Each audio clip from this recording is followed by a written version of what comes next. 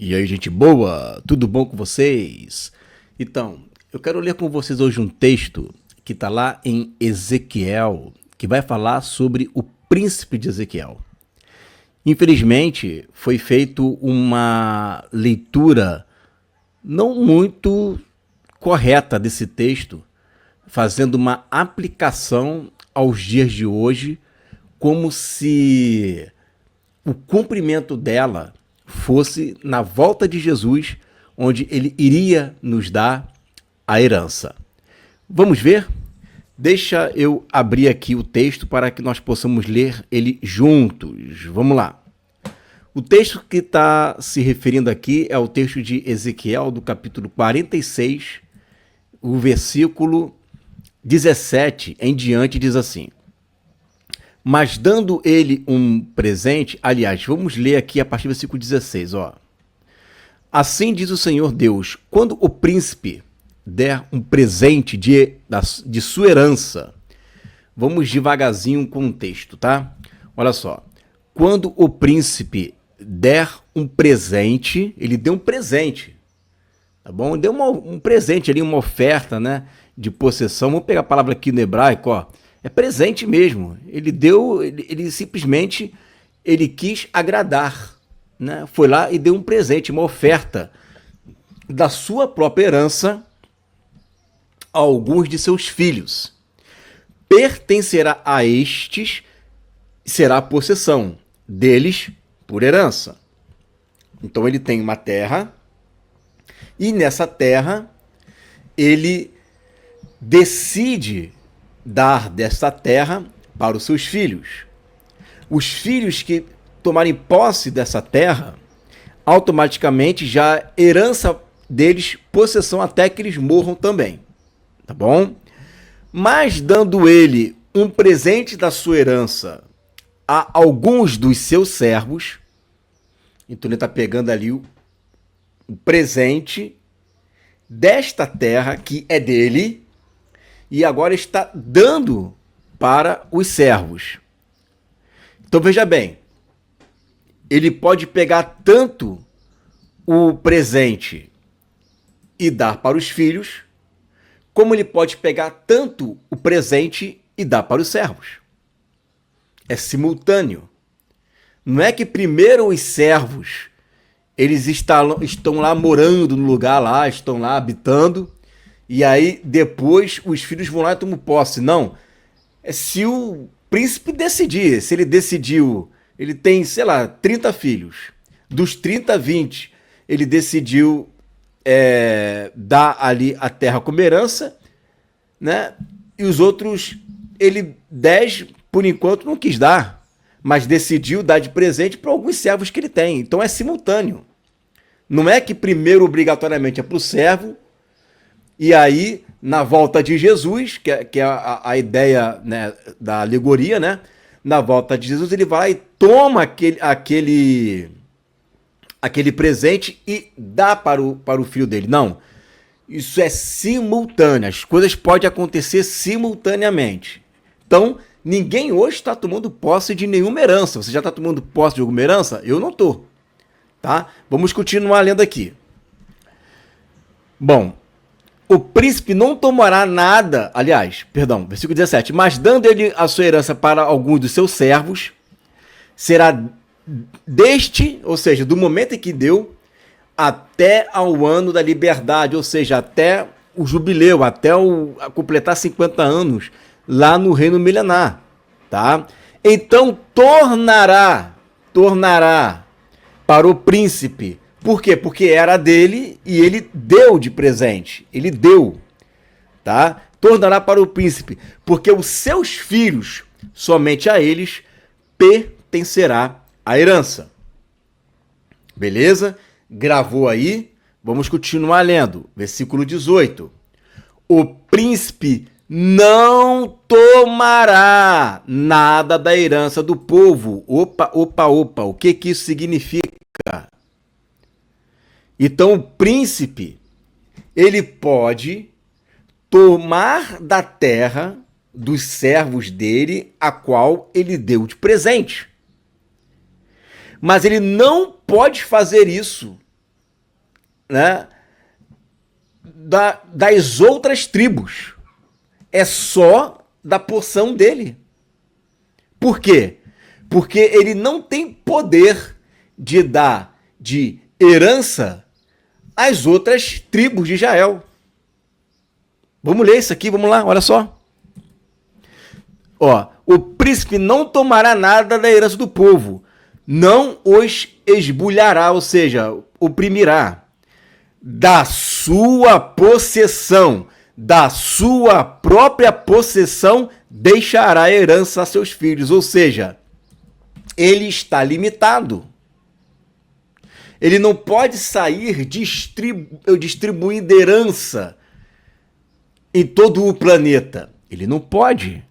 Ele só pode distribuir presente para os servos e herança para os filhos da sua própria possessão.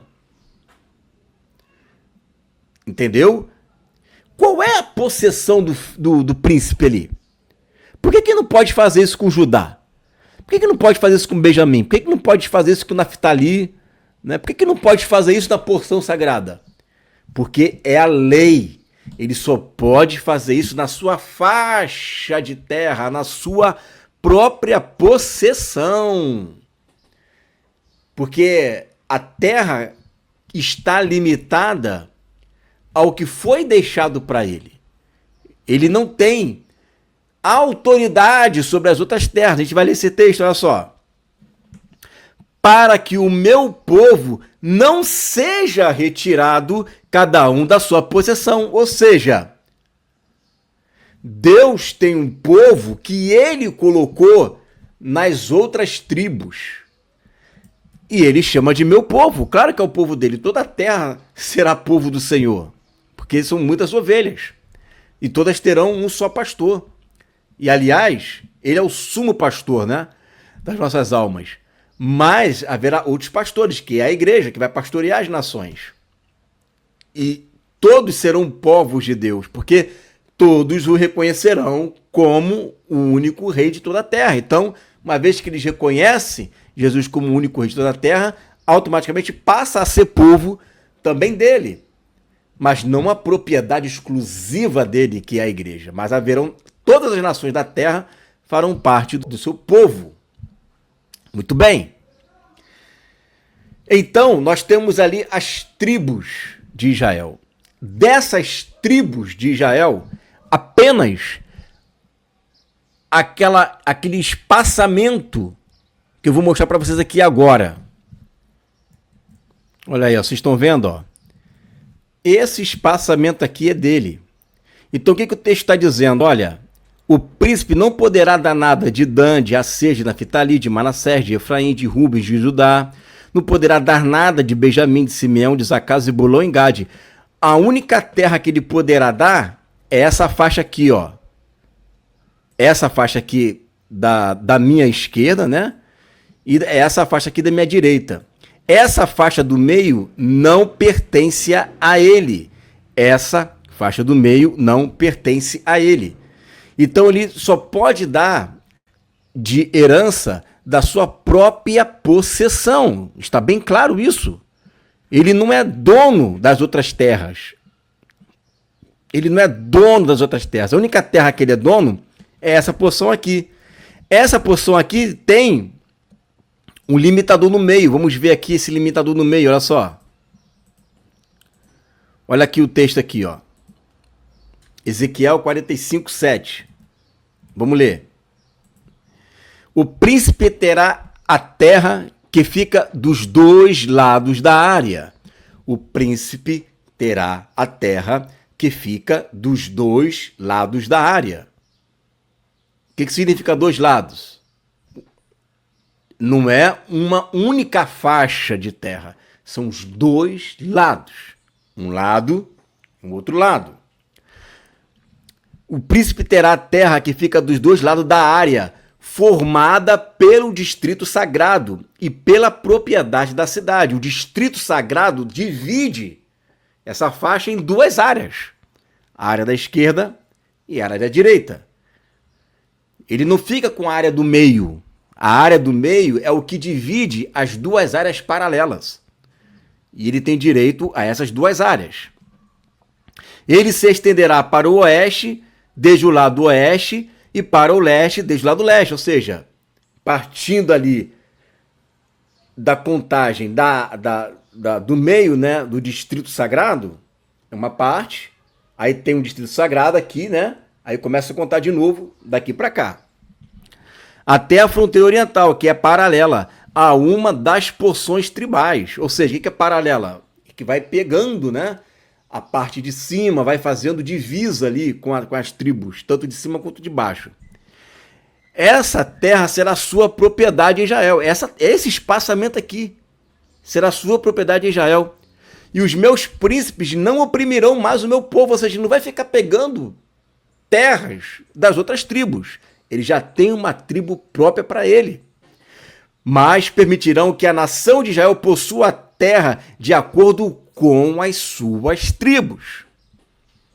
Ele já tem a própria terra dele, que são as duas faixas paralelas, que essa divisória dos dois lados. E quem é das tribos, ele não tem autoridade para pegar essa terra para ele.